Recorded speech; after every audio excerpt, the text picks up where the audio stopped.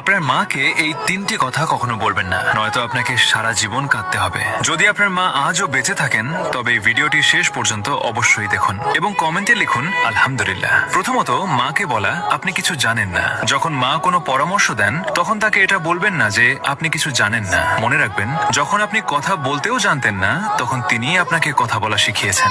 দুনিয়ার সবচেয়ে বড় অভিজ্ঞতা যদি কারো কাছে থাকে তবে তা আপনার মায়ের কাছে আছে। দ্বিতীয়ত, মাকে কখনো বলবেন না আপনি আমার জন্য কি করেছেন। যদি কখনো আপনার মনে হয় যে মা আপনার জন্য কিছুই করেননি, তবে সেই রাতগুলোকে মনে করুন যখন আপনি অসুস্থ ছিলেন আর মা সারা রাত জেগে আপনার সেবা করেছেন। আপনার এক ফোঁটা চোখের জলে যদি কেউ সারা রাত না ঘুমিয়ে থাকে তবে তিনি কেবল মাই হন। তৃতীয়ত, আমাকে একা ছেড়ে দিন।